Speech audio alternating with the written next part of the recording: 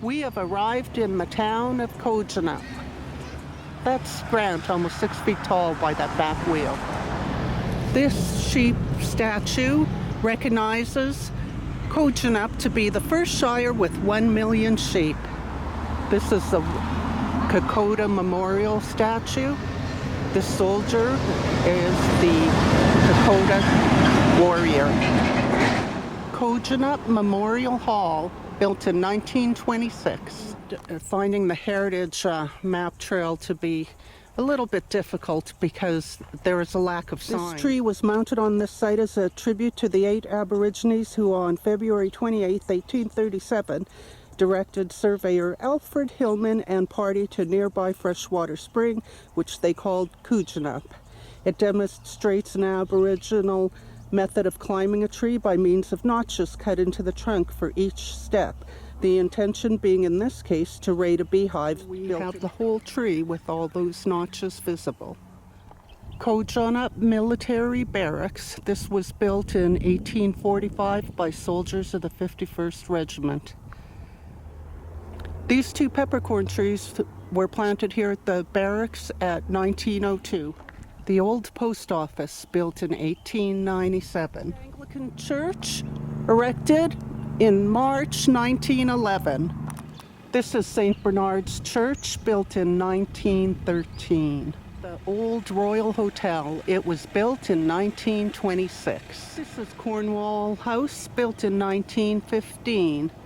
Leaf poison, the most widespread, that produces the toxin known as 1080 poison. This species killed a lot of stock during the early years of settlement here. It grows 4 meters, has orange to red pea flowers with a yellow center.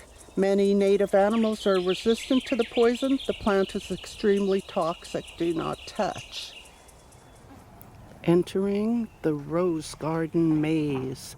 Ooh, wonder how long we'll be lost in there till we make our way out. Hot water on some dry leaves fixes everything. This is the first horse-drawn combine that I've come across.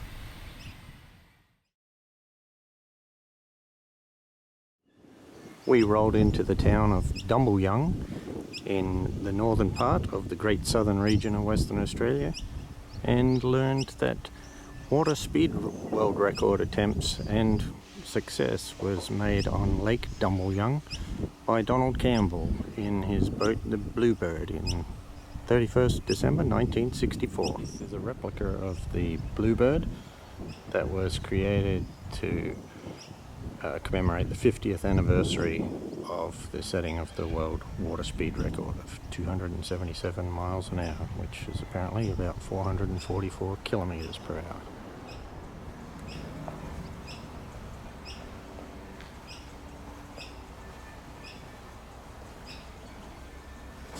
Statistics about the Bluebird. It was jet powered, and as you would expect of some high performance engines there, it was pretty heavy on the fuel. This one burned kerosene as its fuel at a rate of 2,954 litres per hour. We're going to go out to Dumbleyung Lake where the water speed record was set.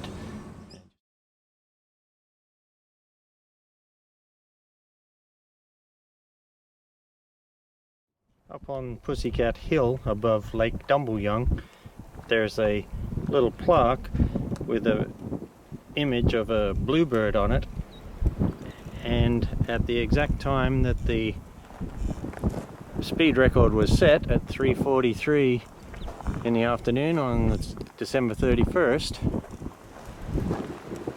the sun comes right through that little hole on the back of the rock and shines on the little bluebird there.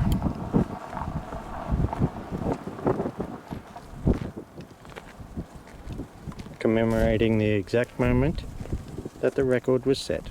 This is Lake Dumbleyung, where the water speed record was set on December 31st, 1964. Donald Campbell was and is the only person to have held both the land speed record and the water speed record in the same calendar year to set new records. He did the land speed record on Lake Eyre in South Australia on July 17th, 1964. These water speed records is a dangerous game. Apparently there's an 85% mortality rate for people attempting to set a new record. So if you have a go at this, you got a 1 in 7 chance of surviving. Donald Campbell himself was killed attempting to break his own water speed record 3 years later in 1967. We're in the town of Wickepin, and this is Albert Facey's home. He was famous for writing a book. He was a returning soldier who got a land grant and homesteaded. Everything went well for him, and he wrote about the good times and the bad times and what it was like. Albert Facey was born in 1894, and he died in 1982, shortly after writing his book, A Fortunate Life. 1909 railway station. And here we have the station master's house of 1912. Here we have a little sculpture park of birds. Thus it is called Bird Park. The old police station and lockup of 1921.